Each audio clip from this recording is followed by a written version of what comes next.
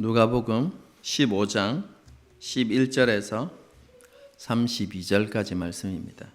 한 절씩 교독하시겠습니다. 제가 먼저 읽습니다. 또 이르시되 어떤 사람에게 두 아들이 있는데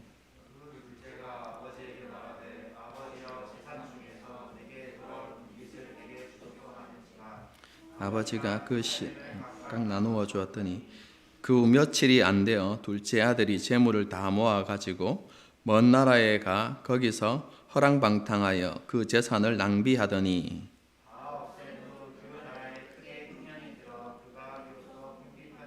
가서 그 나라 백성 중 한 사람에게 붙여 사니 그가 그를 들러 보내어 돼지를 치게 하였는데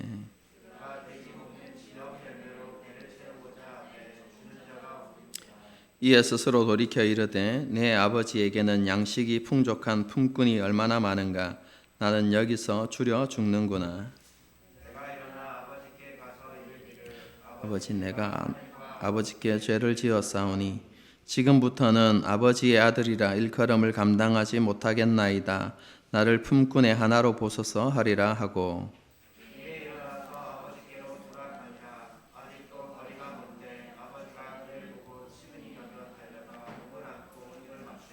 아들이 이르되 아버지 내가 하늘과 아버지께 죄를 지었사오니 지금부터는 아버지의 아들이라 일컬음을 감당하지 못하겠나이다 하나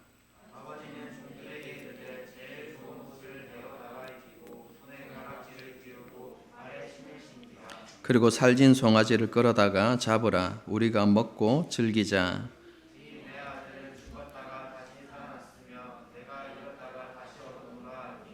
그들이 맏아들은 밭에 있다가 돌아와 집에 가까이 왔을 때에 풍악과 춤추는 소리를 듣고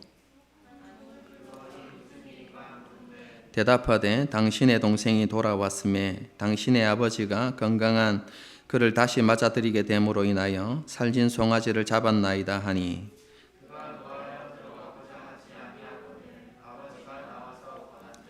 아버지께 대답하여 이르되 내가 여러 해 아버지를 섬겨 명을 어김이 없거늘 내게는 염소 새끼라도 주어 나와 내 벗으로 즐기게 하신 일이 없더니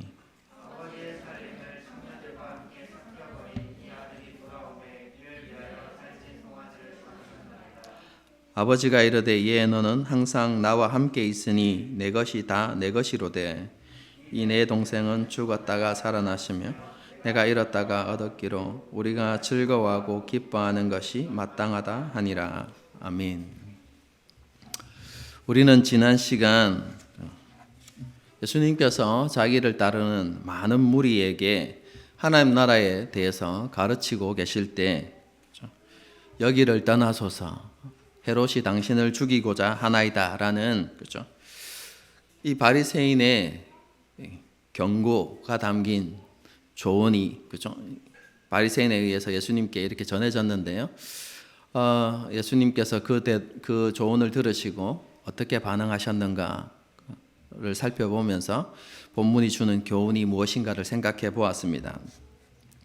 바리새인의 경고는 헤롯이 당신을 죽이려고 하고 있으니 지금 하고 있는 모든 일을 멈추고 빨리 도망하십시오라는 의미였습니다. 예수님께서 그렇죠? 지금 바리새인들 눈에 보기 예수님께서 하시는 일들은 너무나 마음에 들지 않았던 것이죠. 바리새인들은 예수님을 거짓 선지자로 보고 있는데 그 거짓 선지자의 가르침에 많은 백성들이 미혹되고 있는 것처럼 보였고 그리고 예수님께서 예루살렘에 올라가시면 그렇게 미혹된 무리들이 예수님을 왕으로 삼으려고 하는 그런 상황들이 펼쳐질 것이 너무나 분명했기 때문에 이것을 멈추게 하려고 그래서 예수님께서 무리를 가르치는 것도 멈추게 하고 예루살렘으로 올라가는 것도 멈추게 하기 위해서 두려움을 심어서 예수님을 도망가게 만들려고 했던 것이죠. 그런데 예수님께서 이런 의도를 분명히 아시고 이렇게 말씀하시죠. 인간의 능력과 지혜와 권세로는 아버지의 뜻을 무너뜨릴 수 없다. 예수님께서 그렇게 말씀하시면서 나는 끝까지 내게 주어진 하나님의 사명을 완수할 것이다. 이렇게 말씀하시죠. 예수님께서는 하나님을 온전히 신뢰하셨습니다. 하나님의 뜻이 반드시 성취될 것을 확신하셨고 그러한 믿음과 확신 위에서 자신에게 주어진 그 길을 묵묵히 걸어가셨던 것이죠. 그리고 하나님의 뜻인 그 십자가 죽음이 실패가 아니라 참된 승리라는 것을 확신하시고 그 길을 걸어가신 것입니다. 십자가 죽음을 통해서 하나님의 나라와 회복이, 그렇죠? 하나님 나라의 회복과 구원이 완성될 것을 바라보시면서 묵묵히 예루살렘으로 올라가신 것이죠. 이런 예수님의 모습을 바라보면서 예수님을 주님으로 고백하는 우리도 이 예수님의 길을 따라 올라가야 한다. 제가 지난 시간에 말씀을 드렸습니다. 자기 십자가를 지고 주님을 따르는 삶을 살아야 한다는 것이죠. 비록 이 길이 힘들고 어려운 고난의 길이라 할지라도 여러분 그 길이 참된 승리의 길이라는 바른 인식을 가지고 그뿐만 아니라 우리를 향한 하나님의 뜻과 계획은 반드시 성취된다는 믿음과 확신을 가지고 예수님을 따르는 저와 여러분이 되어야 할 것입니다. 예수님께서는 이렇게 하나님의 뜻을 이루기 위해서 계속해서 예루살렘을 향한 여정을 이어가셨습니다. 그러던 중에 바리새인의 지도자의 초청을 받으시고 그 집에 들어가십니다. 그리고 그날이 안식일이었는데 예수님께서 수종병, 옛날 그 개역 한글에는 고창병이라고 되어 있는데요. 이 장에 독소가 이렇게 스며들어 가지고 온몸이 붓고 특히 배에 혈관이 튀어나오는 그런 병이거든요. 그래서 이 수종병이 든 사람이 있었는데 안식일에 그 사람을 고치시는 일을 하죠. 그래서 그 일로 인해서 또 안식일 논쟁이 일어나고요. 그 외에도 그 집에서 예수님께서는 여러 가지 교훈들을 사람들에게 가르치시는 일을 하십니다. 그리고 그 집에서 나와서 다시 예루살렘을 향한 여정을 이렇게 계속하시면서 따르는 무리들에게 제자가 되기 위해서는 어떤 길을 가야 하는가 그런 것들을 계속해서 가르치셨습니다. 여러분 이 내용이 누가복음 14장에 있습니다. 시간적인 순서에 따르면 그렇죠? 그렇습니다. 바리새인과의 논쟁 이후에 모든 사건이 14장에 이렇게 기록되어 있고요. 그리고 이제 15장이 이어지는데 예수님께서 제자가 되는 길에 대해서 가르치고 계실 때에 그 자리에 세리와 죄인들이 함께 나와서 그 말씀을 듣고 있었습니다. 그러자 바리새인들이 그것을 보고 굉장히 심기가 불편했죠. 그러면서 예수님을 비난합니다. 죄인을 영접하고 그들과 함께 식사까지 한다고 그렇게 예수님을 정죄하고 비난했던 것이죠. 이것을 들으신 예수님께서 세 가지 비유를 통해서 그 바리새인들과 서기관들에게 교훈을 주십니다. 그 세 가지 비유는요, 잃은 양을 찾는 비유, 그리고 잃은 드라크마를 찾는 비유, 그리고 잃은 아들을 찾는 비유, 이 세 가지입니다. 여러분 이 세 가지 비유 가운데 잃은 아들을 찾는 이 비유를 중심으로 해서 그렇죠? 중점으로 이렇게 살펴보면서 앞에 두 가지 이렇게 비유가 어떤 의미를 가지는지도 한번 이렇게 살펴보는 시간을 갖도록 하겠습니다. 일반적으로 탕자 이야기로 알려진 잃은 아들을 찾는 비유는요, 둘째 아들이 아버지의 재산 중에서 자신의 분깃, 곧 유산을 요구하는 것으로부터 시작합니다. 여러분 둘째 아들이 요구한 자신의 분깃은요, 아버지 재산의 3분의 1에 해당하는 것입니다. 아버지가 죽은 이후에 자신에게 돌아올 유산이죠. 일반적으로 유산의 분배는 아버지가 이렇게 돌아가신 이후에 이루어졌습니다. 여러분 그렇기 때문에 아버지가 살아있을 때 자신의 분깃을 요구하는 것은 그럼 그 당시 문화 속에서 매우 불손하고 무례한 행동이었습니다. 아버지 생전에 유산을 요구하는 것은 아버지 당신이 죽었으면 좋겠습니다 라고 말하는 것과 똑같은 의미로 받아들여지던 시대가 바로 그 시대였습니다. 둘째 아들의 요구는요, 나는 아버지가 필요 없습니다. 뭐만 필요하다고요? 내 몫에 유산만 필요할 뿐입니다 라고 이렇게 이야기하고 있는 것이죠. 둘째 아들에게는요, 아버지는 유산을 물려받기 위한 수단에 불과했고 아버지와의 관계는 중요하지 않았던 것이죠. 그리고 자기 분깃에 대한 욕망이 점점 커지면서, 그렇죠? 아버지와의 관계가 점점 싫어졌던 것이죠. 지겨워졌던 것이죠. 그래서 나는 아버지를 떠날 테니까 아버지의 유산을, 내 몫의 유산을 이렇게 넘겨주십시오 라고 이렇게 요구했던 것이죠. 그럼 둘째 아들의 이러한 요구 이면에는요, 아버지의 통제에서 벗어나고자 하는 욕망이 숨겨져 있습니다. 아버지의 권위 아래서 사는 것을 거부한 것이죠. 스스로가 주인이 되어서 자기 삶을 통제하고자 하는 욕망이 그 속에 담겨 있는 것입니다. 어디서 많이 들어본 것 같지 않습니까? 아담과 하와의 이야기죠.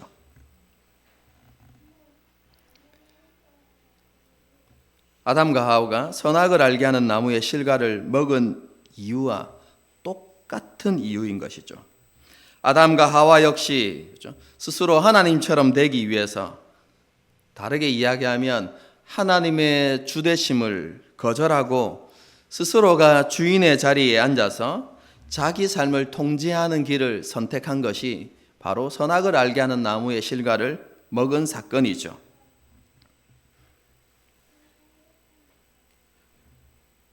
그 후 아담과 그의 후손은 자신들이 원하는 삶, 욕망을 추구하고 자신의 욕심을 따라 그렇게 사는 삶을 살게 되어지죠. 여러분, 그렇게 살면 자유롭고 참된 만족이 있을 거라고 착각했습니다. 하지만 그 선택의 결과는 매우 비참했죠. 여러분, 그것을 보여주는 것이 둘째 아들의 모습입니다. 13절과 14절을 보겠습니다. 그 후 며칠이 안 되어 둘째 아들이 재물을 다 모아가지고 먼 나라에 가 거기서 허랑방탕하여 그 재산을 낭비하더니 다 없앤 후 그 나라에 크게 흉년이 들어 그가 비로소 궁핍한지라. 아버지를 떠나면 해방과 자유가 있을 것이라고 믿었던 그에게 비참함이 찾아왔죠. 이후에 본문을 읽어보면 그에게 굶주림이 찾아오고 그리고 고독이 찾아오죠. 그리고 그의 삶은 아들의 삶에서 종의 삶으로 전락하고 맙니다. 그럼 여러분들이 잘 알다시피 유대인들은 돼지를 부정한 짐승으로 여기기 때문에 돼지 치는 일을 가장 혐오스러운 일로 생각합니다. 그런데 그 아들이 그런 유대인들이 생각하기에 가장 비천한 자리에, 그런 종의 자리에 이르게 되었다라고 말하고 있는 것이죠. 무엇 때문에요? 아버지를 떠났기 때문에 그렇게 되었다는 것을 말씀하고 있는 것이죠. 여러분, 이것이 하나님을 떠난 인류의 모습이다, 이렇게 볼 수 있는 것이죠. 하나님을 떠나 스스로 주인이 되면 참된 자유와 즐거움이 있을 거라고 생각하지만 성경이 말하는 바가 무엇입니까? 하나님을 떠나는 것이 자유를 향한 발걸음이 아니라 종이 되는 길이라고 분명히 말하고 있죠. 하나님을 떠나게 되면 그때부터 죄와 사망의 권세 아래 매이는 삶을 살게 된다는 것을 성경은 우리에게 말씀해 주고 있습니다. 하나님의 권위 아래서 살아가는 삶을 거절하면 스스로 주인이 되는 것이 아니라 죄의 종이 되어서 죄의 지배 아래서 살아갈 수밖에 없다는 것을 성경이 우리에게 분명히 가르치고 있습니다. 죄의 지배 아래서 죄가 이끄는 대로 살아가는 존재가 되는 것입니다. 여러분, 이러한 인류의 모습을 로마서 1장이 잘 설명해 주고 있죠. 제가 읽어드리겠습니다. 또한 그들이 마음에 하나님 두기를 싫어하며, 그렇죠? 이게 바로 하나님을 떠났다는 표현이거든요. 하나님의 권세 아래 있기를 싫어하여서 하나님을 떠나게 되어졌을 때 어떤 일들이 일어납니까? 하나님께서 그들을 그 상실한 마음대로 내버려 두사 그 결과가 무엇입니까? 합당하지 못한 일을 하게 하셨으니, 하나님을 떠나게 되어지면 죄에 이끌려서 합당하지 않은 일들을 하게 된다는 것입니다. 그것이 무엇이냐면 곧 모든 불의, 추악, 탐욕, 악의가 가득한 자요, 시기, 살인, 사기, 악독이 가득한 자요, 수군수군하는 자요, 비방하는 자요, 하나님께서 미워하시는 자요, 능욕하는 자요, 교만한 자요, 자랑하는 자요, 악을 도모하는 자요, 부모를 거역하는 자요, 우매한 자요, 배악하는 자요, 무정한 자요, 무자비한 자라. 여러분, 이런 모든, 그렇죠? 세상의 악한 것들이, 그렇죠? 하나님을 떠났기 때문에 생겨난 것이고, 죄의 지배 아래서 죄가 이끄는 대로 살아가기 때문에 생겨난 결과라고 분명히 말씀해 주고 있는 것이죠. 둘째 아들 역시 마찬가지였습니다. 아들의 삶에서 종의 삶으로 전락하고 만 것이죠. 그제서야, 그렇죠? 고통 속에서 깊은 후회를 하게 되죠. 둘째 아들은 자신이 아버지께 죄를 지었다는 사실을 깨닫습니다. 둘째 아들이 아버지께 지은 죄는요, 아버지의 유산을 요구하고 아버지의 품을 떠난 것입니다. 하지만 둘째 아들의 죄는 그것뿐만이 아닙니다. 여러분, 우리가 그 당시 사회를 잘 이해해야만 여러분, 오늘 우리가 살펴보고 있는 이 비유가 정확하게 이해되어집니다. 오늘은 다루지 않을 거지만 이런 양의 비유, 여러분, 이것도 그 당시 문화를 정확하게 알아야, 여러분, 정확하게 알아야 그 본문의 의미가 우리에게 바르게 전달됩니다. 제가 이 비유를 가지고 청년들에게 몇 번씩 질문을 받았거든요. 그게 뭐냐면, 한 마리 양을 찾기 위해서 99마리 양을 버려두는 게 합당합니까? 이런 질문을 많이 받았습니다. 이거는 자기는 논리적이라고 생각하겠지만 그 당시 문화를 전혀 알지 못하는 진짜 어리석은 질문입니다. 그래서 어쨌든 이런 예수님의 비유, 오늘 본문에 나와 있는 비유를 정확하게 알기 위해서는 그 당시 문화를 알아야 되는데요. 우리가 이 본문과 관련된 문화는 가부장 중심의 문화, 가부장 중심의 문화를 우리가 알아야 하는 것이죠. 여러분, 가부장 중심의 사회에서는 아버지의 권위는 절대적인 것입니다. 아버지는 자신의 권위 아래에 있는 가족들의 안녕과 생계를 책임질 의무가 있었습니다. 여러분, 어떤 거래나 계약이 이루어질 때, 법적인 문제가 생겨났을 때, 여러분, 그 문제가 자녀로부터 시작되었다고 해도 그 모든 것을 해결하는 사람은 그 가문의 대표인 아버지입니다. 그리고 가족의 신분이나 사회적 지위는요, 아버지의 신분, 아버지의 지위에 의해서 결정되었습니다. 아버지가 존귀한 자면 자녀도 존귀한 자가 되는, 아버지가 비천한 자면 아들도 비천한 존재가 되는 것이죠. 여러분, 그렇기 때문에 가족들은요, 아버지의 권위를 인정하고 존중해야만 했습니다. 여러분, 그렇지 않을 때는요, 법적으로 징벌을 내릴 수 있는 자격이 있었습니다. 아버지에게. 심지어는 아버지가 정말로 분노했을 때는 가족의 일원을 그 공동체에서 추방할 수 있는 권리도 있었습니다. 여러분, 아버지의 권위가 절대적이었습니다.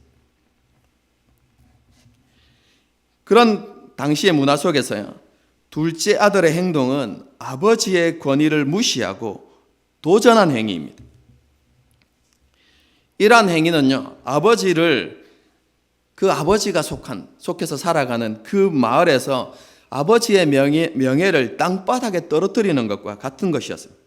그 사회에서 아버지가 고개를 들고 다니지 못하게 만드는 그런 행위였던 것이죠. 가부장 중심의 사회에서는요, 가족들은 아버지의 명예를 떨어뜨리는 행위를 해서는 절대로 안 됐습니다. 그런 일들을 행할 때는요, 징계를 이렇게 할 수 있었고요. 그리고 그가 잘못을 뉘우치고 회개한다고 할지라도, 그렇죠? 단순히 용서하는 것으로 끝나는 게 아니라, 없었던 일로 할게, 여러분, 이렇게 끝나는 것이 아니라 자신이 행했던 그에 대한 합당한 대가를 반드시 치러야만 했습니다. 여러분, 이게 그 당시의 문화입니다. 여러분, 이런 배경을 이해해야 둘째 아들의 고백이 이해되어집니다. 여러분, 18절과 19절입니다. 내가 일어나 아버지께 가서 이르기를 아버지, 내가 하늘과 아버지께 죄를 지었사오니 지금부터는 아버지의 아들이라 일컬음을 감당하지 못하겠나이다. 나를 품꾼의 하나로 보소서 하리라 하고, 둘째 아들의 고백은 이런 의미입니다. 아버지, 저는 아버지의 집으로 들어갈 자격이 없습니다. 왜냐하면 저는 아버지께 너무나 큰 손해를 입혔기 때문에 그렇습니다. 그렇기 때문에 이제부터는 제가 아들이 아니라 품꾼이 되어서 제가 아버지께 입혔던 그 손해를 다 갚겠습니다. 제가 열심히 일을 해서 아버지께 끼친 손해를 다 메꾸겠습니다. 라고 지금 둘째 아들이 그렇게 이야기하는 것입니다. 여러분, 둘째 아들은요, 깊은 후회와 깨달음 속에서 자신이 용서받을 수 있는 길은 스스로 노력해서 그 빚을 갚는 길뿐이다 라고 이렇게 생각했던 것이죠. 많은 고민 끝에 용기를 내어서 자신의 계획을 실행하기로 하죠. 그리고 여러분, 아버지께 가면서 수없이 그 말을 되뇌었을 것입니다. 내가 종이 되어서 아버지의 빚을 갚겠습니다. 그렇죠? 여러분, 그렇게 되뇌이면서 길을 가고 있는데요, 아버지가 달려옵니다. 자신의 눈에는 아버지가 보이지 않았지만 아버지는 아들을 보고 달려오신 것입니다. 여러분, 이 문항은 그냥 우리는 감동적인 문안이다, 감동적인 상황이다 이렇게 받아들이지만, 여러분, 그 당시 유대인들은요, 충격적인 장면입니다. 왜냐하면 그 당시 아버지는요, 달리지 않습니다. 여러분, 유대인들의 옷이 어떤지 아십니까? 예. 겉옷이라고 해서 여러분 이렇게 우리 이불처럼 그걸 겉옷으로 이렇게 두르거든요. 그리고 잘 때는 그것을 이불로 이렇게 이용하게. 여러분, 그렇기 때문에 뛰려면 어떻게 해야 됩니까? 여자들이 치마를 입었을 때처럼 바지를, 맨살을 드러내고 이렇게 달려가야 하는 것이죠. 여러분, 그래서 그 당시에 여러분, 아버지가 맨살을 드러내고 뛰는 것은 품위를 떨어뜨리는 일이라고 생각했어요. 그래서 그 당시에 아버지는 뛰는 일이 없었습니다.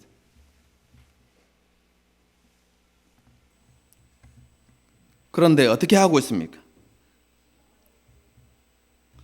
아버지가 모든 명예와 품위를 내려놓고 뛰어서 아들에게 가고 있는 것이죠. 여러분, 한번 생각해 보십시오. 아들이 행한 일이 무엇입니까? 아들은 자신의 탐욕 때문에 아버지의 권위를 무시하고 아버지의 명예를 떨어뜨렸습니다. 그런데 아버지는 어떻게 하고 있습니까? 그렇게 자신에게 큰 손해를 끼치고 자신의 명예를 떨어뜨린 아들을 품기 위해서 스스로 자신의 품위를 내려놓는 것입니다.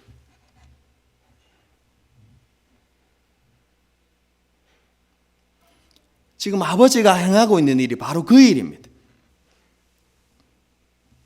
그리고 아들을 끌어안고 입을 맞추죠.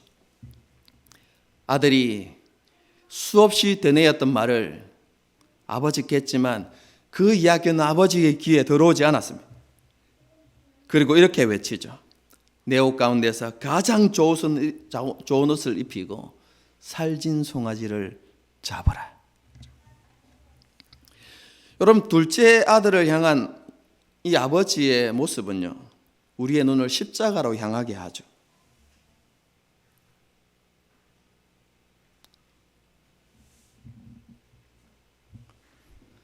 우리를 품으시기 위해서 하늘의 모든 영광을 버리시고 이 땅에 내려오신 주님을 생각하게 하는 것이죠. 그뿐만 아니라 주님은 십자가상에서 우리에게 자신의 옷을 벗어주셨습니다.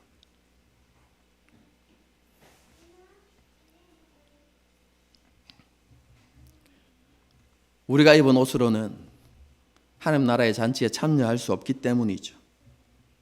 우리가 입은 옷은 죄악으로 가득한 누더기였습니다.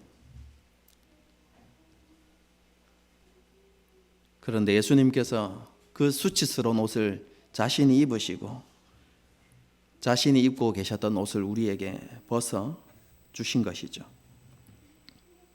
죄를 알지도 못하신 예수님께서 우리 모두가 입었던 죄의 옷을 입으셨기에 십자가에서 죄인들이 받아야 하는 수치와 모욕을 당하셨던 것이죠.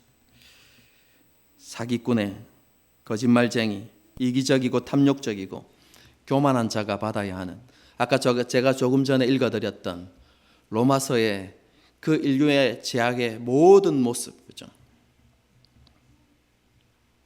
그들이 받아야 하는 수치와 모욕을 주님께서 십자가 위에서 받으시고 하나님의 진노와 저주를 감당해 주셨던 것이죠. 왜 그렇습니까?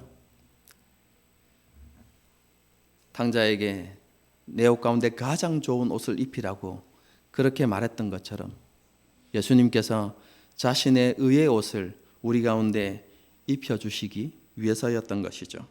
여러분, 이 본문 이것과 관련되어서 그죠? 갈라디아서가 이렇게 이야기하죠. 누구든지 그리스도와 합하기 위해 세례를 받은 자는 그리스도로 옷 입었느니라. 이렇게 말씀하고 있는 것이죠. 아버지는 둘째 아들의 모든 가난과 수치의 옷을 벗기고 자신의 지위와 명예의 옷을 둘째 아들에게 입혀 준 것입니다. 아들의 지위가 회복된 것이죠. 그리고 아버지의 기쁨에 참여하게 된 것이죠. 가장 좋은 옷을 입히고 살진 송아지를 잡으라 하는 아버지의 외침은요, 또 다른 의미가 담겨져 있습니다. 그 의미는 나는 더 이상 기다릴 수 없다. 내가 빚을 다 갚을 때까지 나는 기다려 주지 않을 것이다. 너의 힘과 노력으로 자격을 회복하고 내 집으로 들어올 수 있는 것이 아니다. 내가 너를 그냥 용납하고 받아들이는 것이다. 그렇게 말씀해 주신 것이죠. 아버지의 사랑과 용서는요, 그 어떠한 죄나 허물도 다 사면하고 회복시킬 수 있는 것입니다. 그가 어떤 사람이고 어떻게 살아왔는지는 아무런 상관이 없었습니다. 의도적으로 사람들을 모함하고 괴롭히던 사람이었든지 아니면 자신의 삶을 비관하고 스스로 학대하던 사람이든지 아무런 상관이 없습니다. 강도이든 살인자이든 아무런 상관이 없습니다. 하나님의 사랑으로 용서하지 못할 죄는 없습니다. 하나님께서 베푸시는 은혜보다 큰 악은 존재할 수 없습니다. 하지만 이러한 하나님의 은혜는 인간의 노력이나 공로로 얻어낼 수 있는 것이 아닙니다. 뼈저린 후회와 많은 눈물로도 얻어내지 못합니다. 하나님의 사랑과 용서는 값없이 베푸시는 하나님의 선물입니다. 로마서 3장 24절에 이것을 말씀하죠. 그리스도 예수 안에 있는 속량으로 말미암아 하나님의 은혜로 값없이 의롭다 하심을 얻은 자 되었느니라. 둘째 아들은요, 이런 아버지의 은혜로 그리고 아버지의 환대로 인해서 잔치에 들어가게 되어지고 그 하나님 아버지의 은혜의 풍성함이 무엇인지를 알게 됩니다. 예수님 당시 이런 사랑과 은혜의 부요함을 누렸던 사람들은요, 세리와 죄인들이었습니다. 여러분 15장 1절을 다시 한번 보겠습니다. 모든 세리와 죄인들이 말씀을 들으러 가까이 나오니 바리새인과 서기관들이 수군거려 이르되 이 사람이 죄인을 영접하고 음식을 같이 먹는다 하더라. 여러분 이 두 구절을 보면 그렇죠? 예수님이 선포하시는 그 하나님의 말씀을 기쁨으로 받고 그리고 기쁨으로 받고 예수님과 함께 먹고 마시며 잔치했던 사람들. 여러분 그 사람들은 바리새인과 서기관들이 아니라 세리와 죄인이었다는 것을 알 수 있습니다. 그럼 둘째 아들처럼 하나님 나라의 복음을 통해서 하나님의 용서와 사랑을 경험했고 그로 인해서 예수님과 함께 기쁨을 나누었던 사람들, 그들은 바리새인과 서기관들이 아니라 세리와 죄인들이었다라는 것을 우리는 알 수 있는 것이죠. 마다들과 같았던 바리새인과 서기관들은 그 기쁨에 참여할 수 없었습니다. 오히려 어떻게 했습니까? 바리새인과 서기관들은 세리와 죄인들을 영접하고 그들과 함께 먹고 마시는 것을 용납할 수 없었고 예수님을 이해할 수도 없어서 어떻게 합니까? 비난하고 정죄하죠. 그 결과로 그들은 하나님의 사랑과 용서로부터 점점 멀어질 수밖에 없었던 것이죠. 여러분 예수님께서는 그렇게 하나님의 은혜로부터 멀어져가는 바리새인과 서기관들이 너무 안타까우셨던 것이죠. 그리고 그들 또한 하나님의 사랑과 용서의 부여함 안으로 들어오기를 간절히 원하셨다. 여러분 그 예수님의 간절한 마음이 여러분 탕자 비유에 여러분 담겨져 있는 것입니다. 잔치 자리에 참여하기를 끝까지 요청하고 설득하는 그 아버지의 모습 속에서 바리새인과 서기관들을 긍휼히 여기시고 안타깝게 여기시는 그 예수님의 마음이 나타나고 있는 것이죠. 예수님의 관점에서는요, 또 다른 탕자인 마다들, 바리새인과 서기관들이 예수님께서 베푸시는 그 잔치에 참여하기를 원하셨습니다. 여러분 이게 탕자 비유에서 가장 중요한 핵심입니다.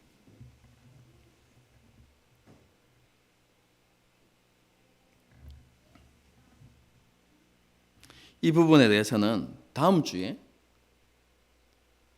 자세히 다루도록 하고 오늘 설교를 정리하겠습니다. 우리가 일반적으로 탕자 비유를 읽으면 우리는 항상 어디에 초점을 맞춥니까?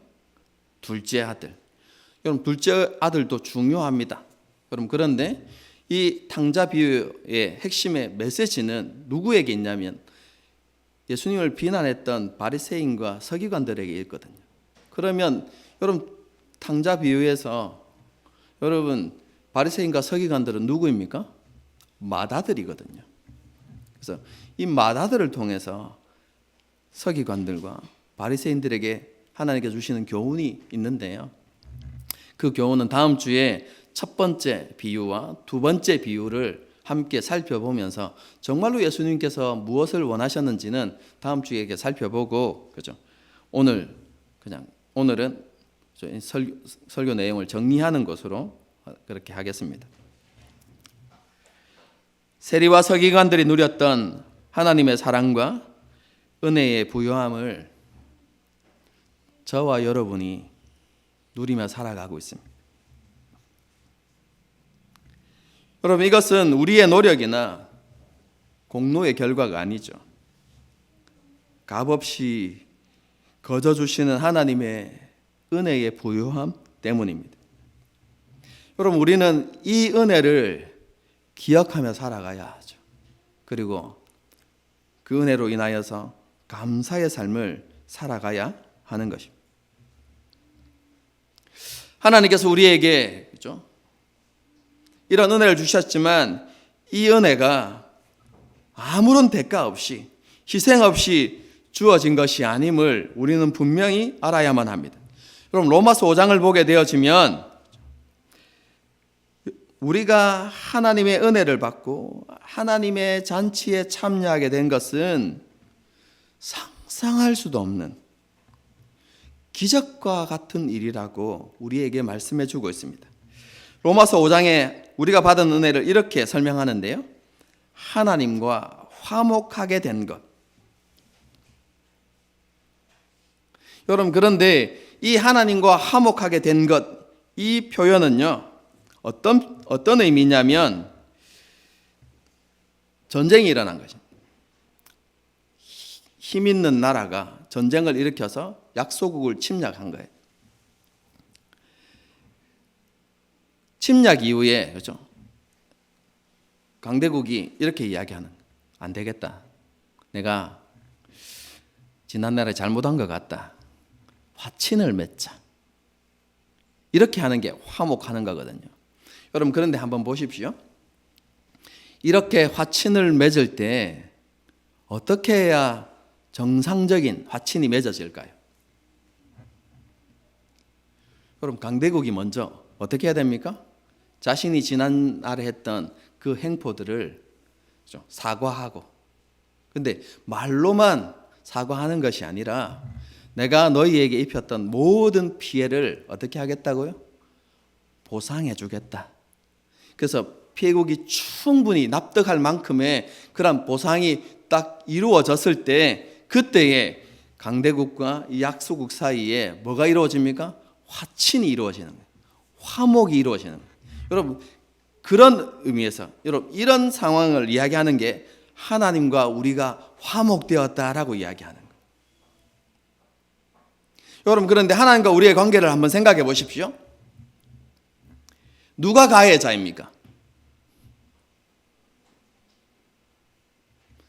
우리가 가해자입니다.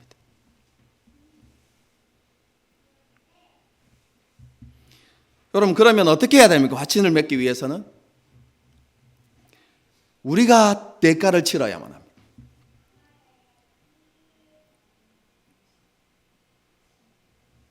그런데 로마서 5장이 말하는 게 무엇입니까? 우리의 화친은 그렇게 이루어진 것이 아니라는 것이죠.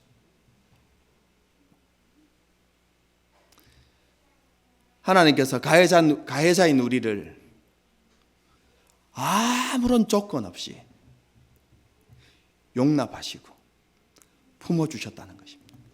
여러분, 그런데 그렇게만 하신 것이 아니라 우리가 치러야 하는 그 대가를 하나님께서 친히 치르셨다라고 이야기하는 것입니다. 그 대가가 무엇입니까? 아들을 주심으로 이렇게 이야기하는 거예요. 뭐 하기 위해서요? 우리와 화친을 맺기 위해서, 우리와 화목하기 위해서 하나님께서 그 일을 행하셨다. 여러분, 일반적인 상식으로는 이해가 되지 않는 것이죠. 그래서 사도 바울이 그것은 뭐라고 이야기합니까? 기적과 같은 일이다라고 이야기하는 것이죠.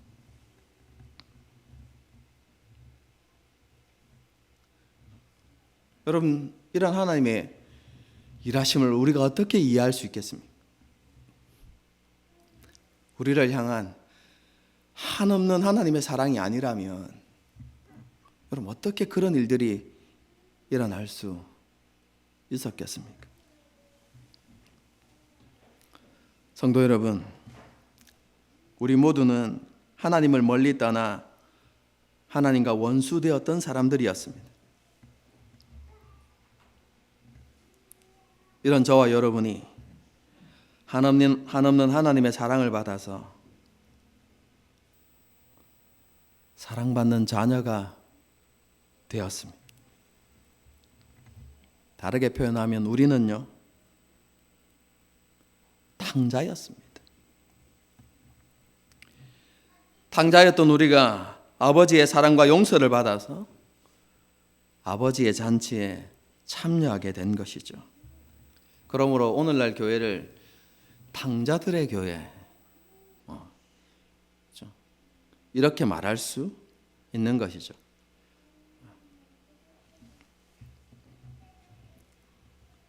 하나님께서는요, 지금도 세상 가운데서 방황하고 있는 탕자들이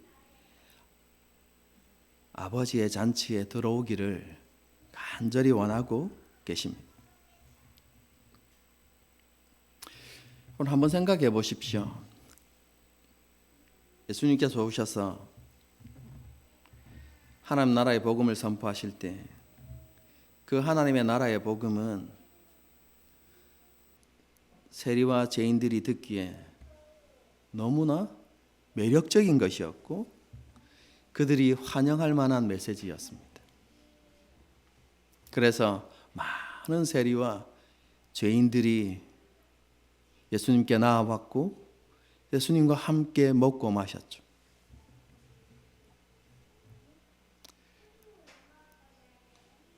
그에 반해 오늘날은 어떻습니까? 여전히 교회는 예수님께서 선포하셨던 그 메시지를 세상을 향하여 선포하고 있습니다. 하나님의 나라를 선포하고 있는 것이죠. 그런데 왜 그 메시지가 세상으로부터 외면을 당할까요? 그들에게 매력적이고 환영할 만한 메시지가 아니라 실소를 일으키고 비웃음당하는 여러분 그런 메시지가 되었을까요?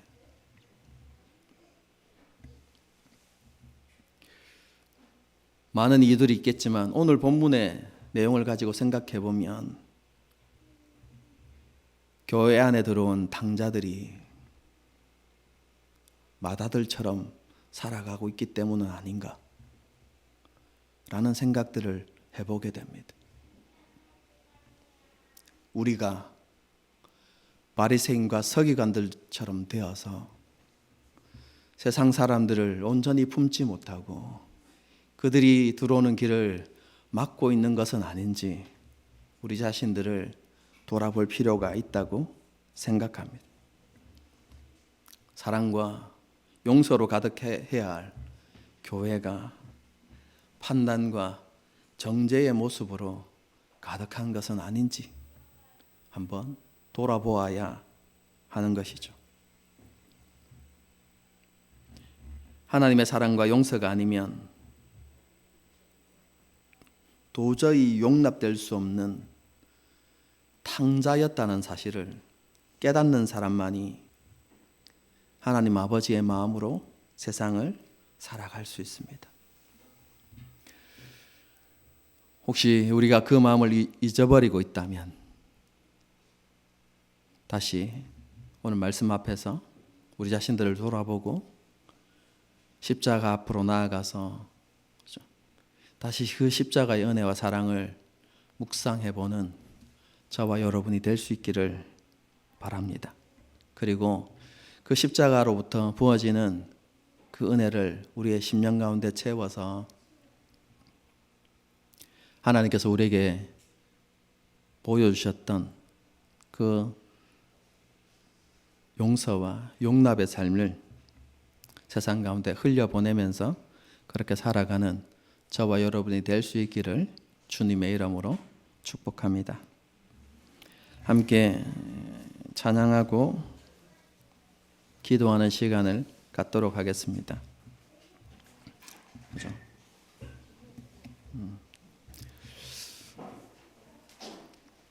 아름다우신이라는 찬양인데요. 그렇죠? 아까 제가 말씀드렸죠. 하나님과 화목게 되어진 여러분, 그 사건은 여러분 상상도 할 수 없는 기적이었다고.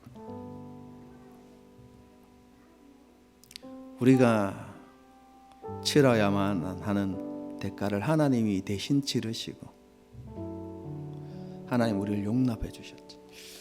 여러분, 아들을 향해서 달려가는 아버지의 모습이죠.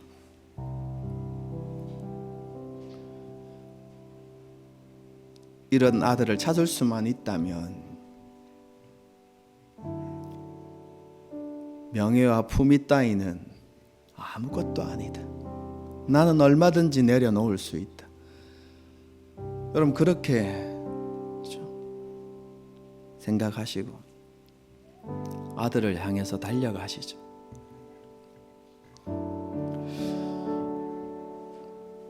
이런 모습을 통해서 하나님이 잃어버린 아들을 얼마나 사랑하시는지, 잃어버린 아들이었던 저와 여러분을 하나님께서 얼마나 사랑하셨고 지금도 그렇게 사랑하시는지 우리는 알 수 있는 것이죠. 여러분, 이 시간에는 찬양하면서요, 하나님의 사랑을 좀 묵상해 보았으면 좋겠습니다. 내 안에 주를 향한 이 노래, 영원한 노래 있으니 날 향한 주님의 크신 사랑, 그 사랑이 좀 우리 안에 좀 느껴지도록 하나님 좀 느껴졌으면 좋겠습니다. 하나님, 그 사랑으로 내가 좀 채워졌으면 좋겠습니다. 그럼 그런 마음들을 가지고 이 찬양을 고백하고 하나님 앞에 또 결단하고 기도하는 시간을 갖도록 하겠습니다. 함께 찬양하시겠습니다.